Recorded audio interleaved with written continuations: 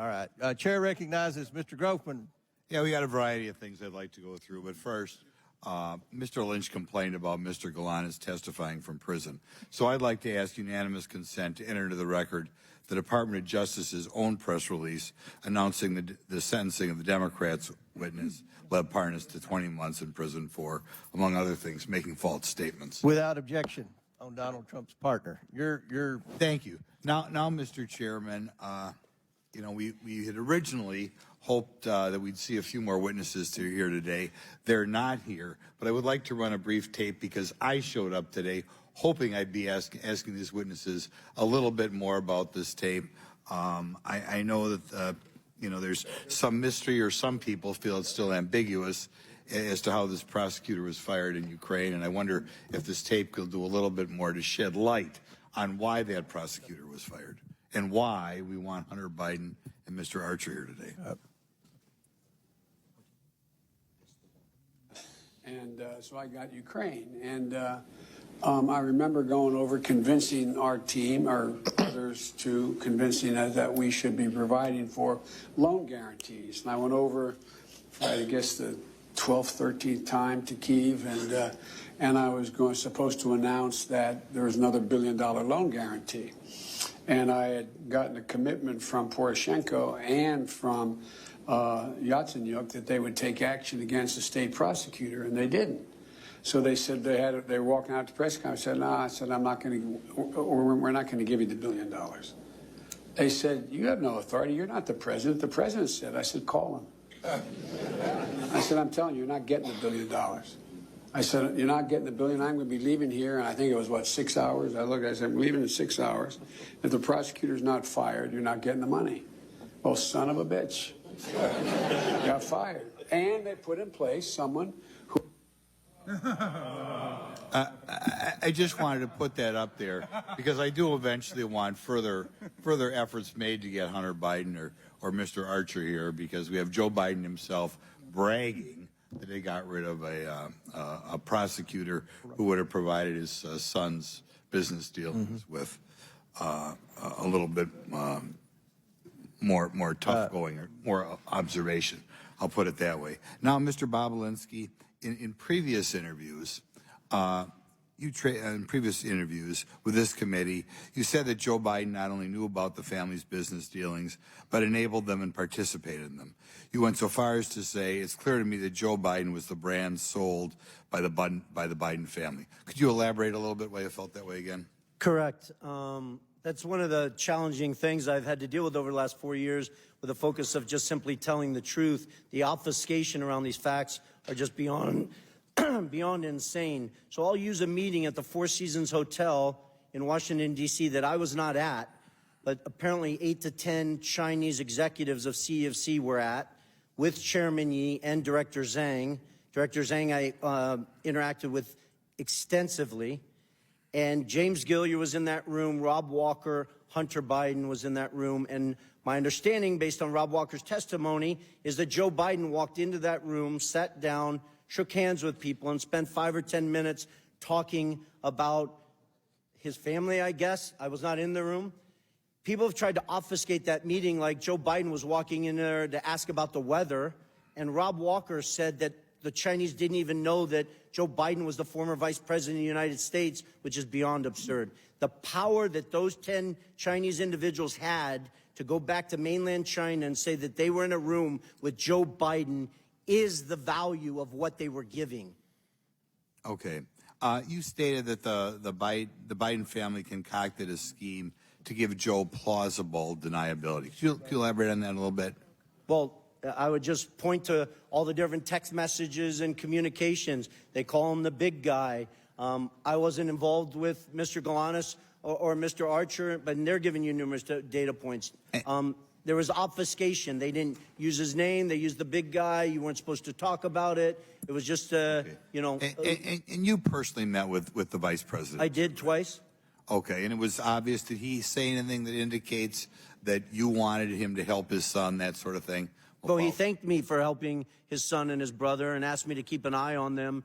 as I walked him out to his car after he gave his speech on the second meeting of the Milken Conference. Okay, just one other follow-up, and this is kind of maybe a vague question, but I'd like to know it. One of the things that disturbs me about that is the interaction with the Chinese, or that's what we're dealing with today, but obviously other countries as well, that apparently in their own mind, the way you deal with the United States is the way you deal with say, a corrupt city council or something like that. In other words, you know, you give them money and you get what you want. Do you want to comment on that, or did you hear any stories about that, or did you hear stories that they were surprised how easy it was to buy the U.S. government?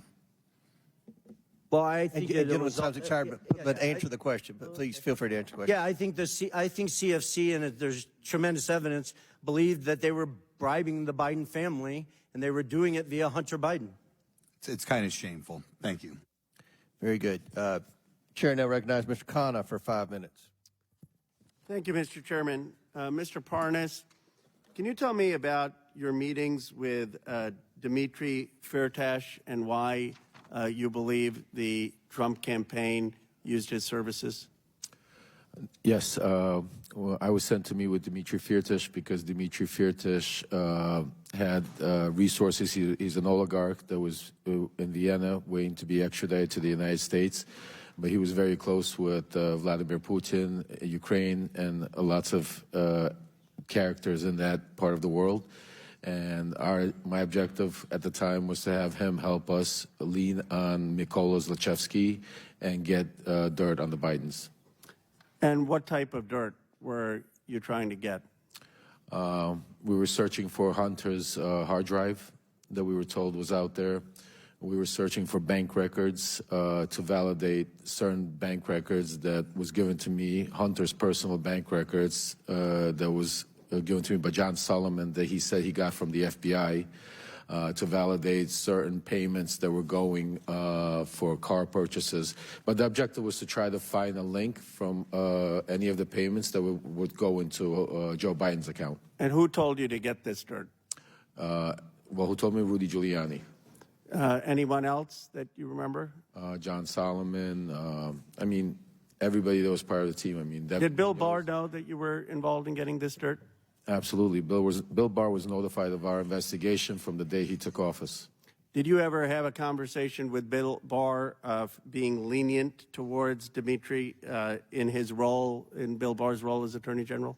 I personally did not, but I was witness to Victoria Tunzing and Joe DeGenova having a conversation with Bill Barr about Dmitry Firtash. What did they say to Bill Barr?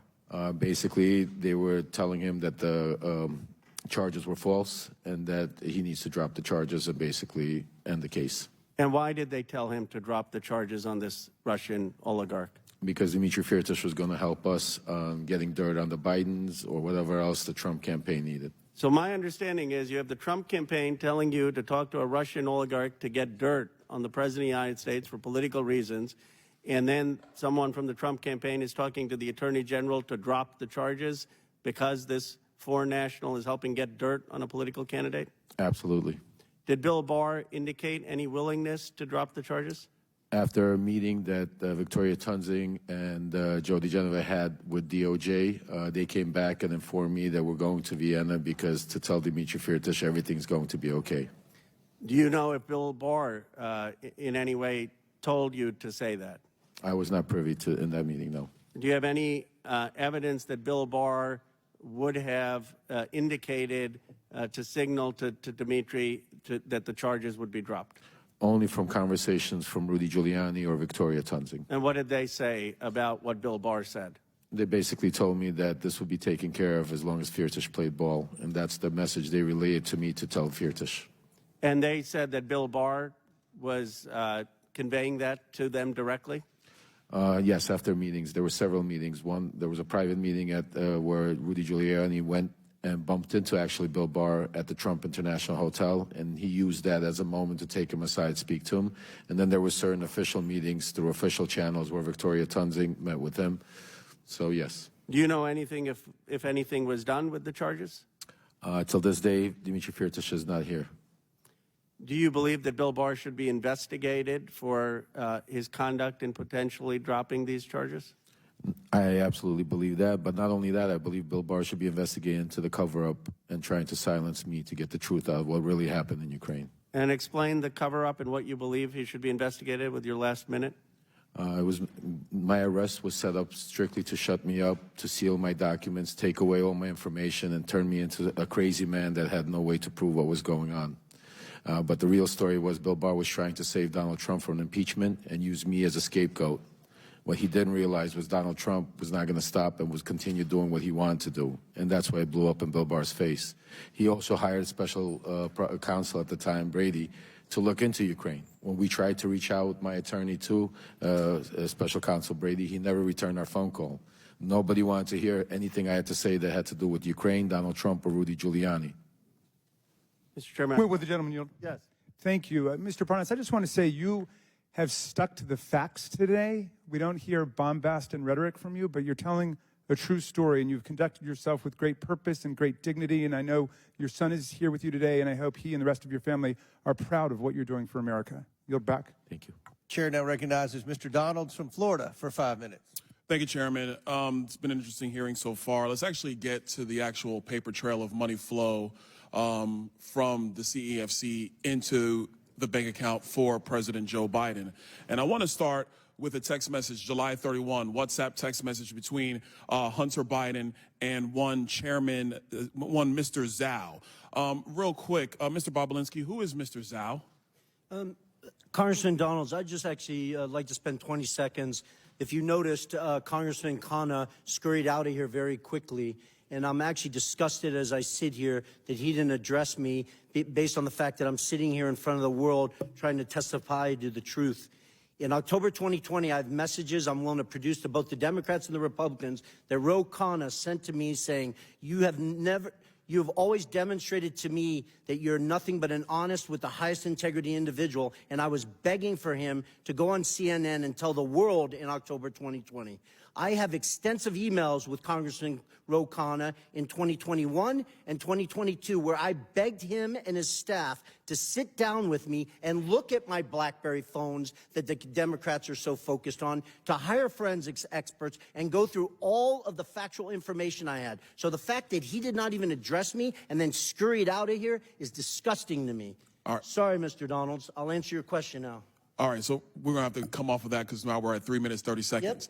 Mr. Chairman, for the record, I want to submit into the record 2 different WhatsApp text messages. One, July 31, between Hunter Biden and Mr. Zhao of CEFC, which stipulates that Hunter Biden wants to be able to move on from and get the contract resolved, get the deal resolved, and that Mr. Zhao responds and says, yes, the CEFC is willing to cooperate with the family. On August 31, there's another exchange, this time August 3rd, 2017, between Hunter Biden and Mr. Ganwei Dong. And in this message, they're talking about the stipulations of the arrangement between the Biden family and CEFC. I want to submit both WhatsApp text messages for the record, Mr. Chairman. Without objection to order. Okay, now to the money flow, because this is where the rubber meets the road.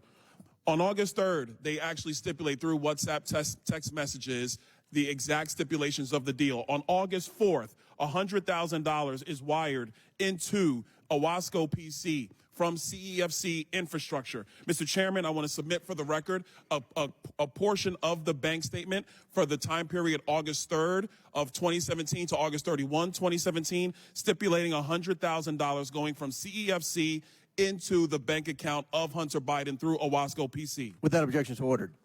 On August 8th, 4 days later, $5 million is then transferred from the Northern International Capital account of $5 million to Hudson West III. Hudson West III is a bank account controlled by Hunter Biden and Mr. Ganwei, a.k.a. Kevin Dong, who is a CEFC associate. That money comes from the Northern International Capital bank account that is tied to the CCP. Mr. Chairman, I want to submit for the record the bank statement demonstrating that transfer. Without objection to order. Okay, moving on.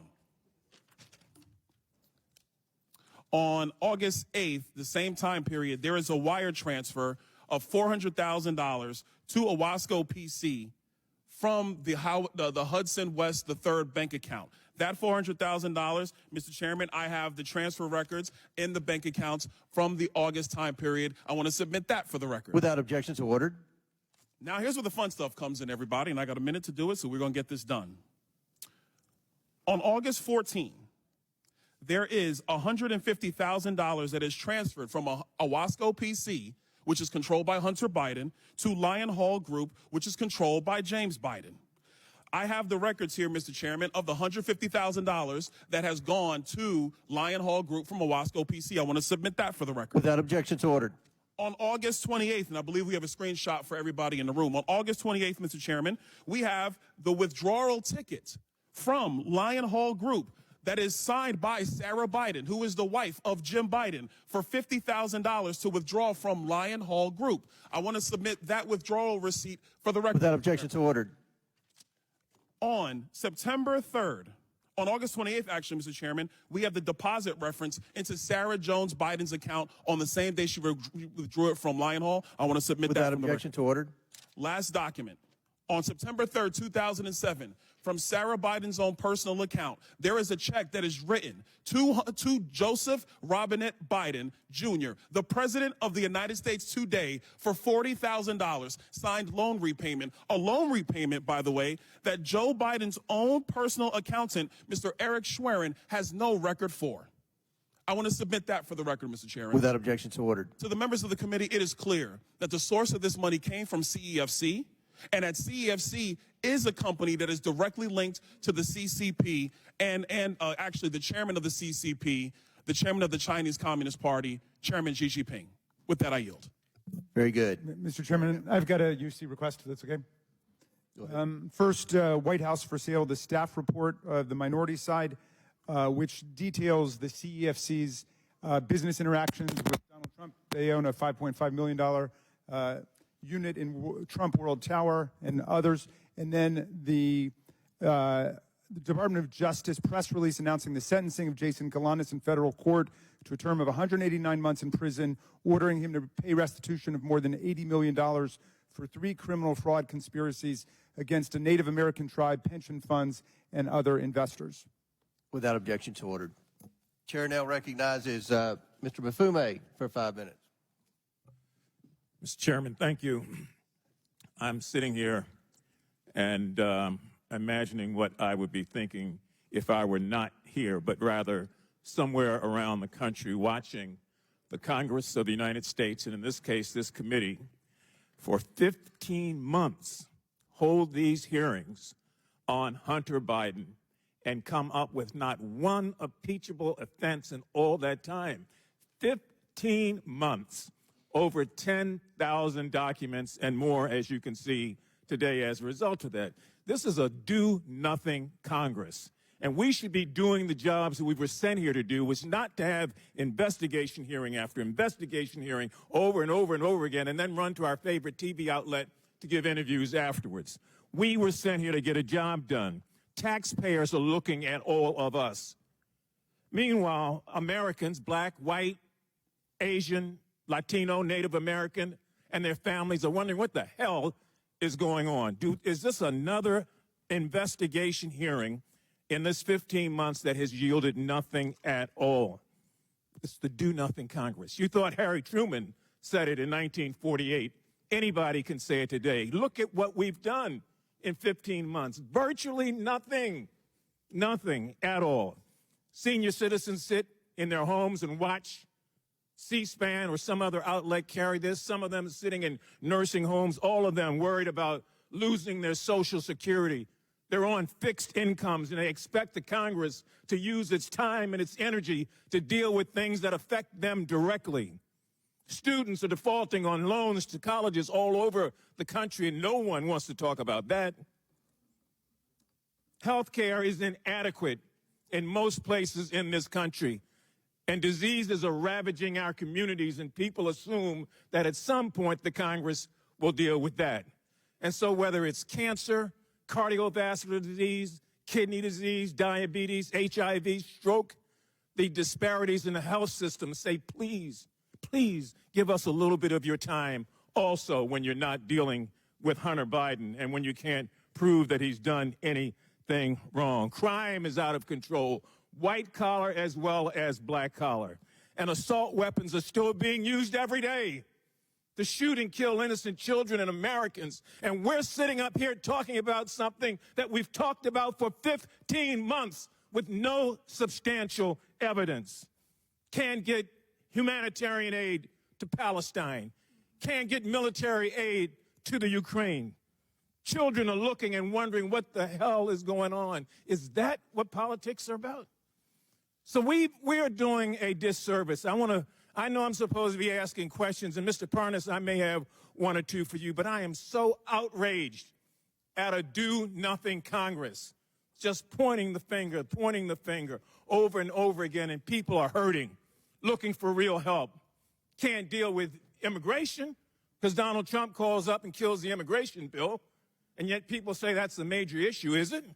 I haven't seen the sort of attention that we thought we were putting to that or anything else. And so this particular hearing will probably be followed by another hearing and another hearing and another hearing until this Congress expires in January of next year. And we haven't done a damn thing to move the ball forward, except make accusations. Life is too short. Now, maybe some of you have a guarantee you're going to be around forever, but I don't. I came to this body first in 1987. I worked under Ronald Reagan and the first Bush and Bill Clinton and Donald Trump and now Joe Biden. This Congress is not doing anything. It's not like the previous Congresses, trust me. That's why people have such a low esteem of those of us who say, well, I'm Congressman so-and-so. People on the street don't buy that. They don't see the action. So I'm done. I know I've exhausted my time. Mr. Parnas, a couple of quick questions, and I'll let you go. Is it your understanding that Rudy Giuliani worked for an individual identified by the Trump administration as a Russian agent? Yes. Do you know what these Russian line actors were trying to do? Quickly. Push a conspiracy theory about the Bidens. Did you warn Rudy Giuliani? Yes, I did. And what was his response, succinctly?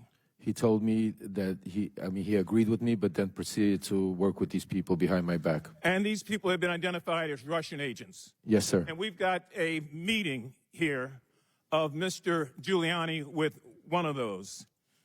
I'm disgusted,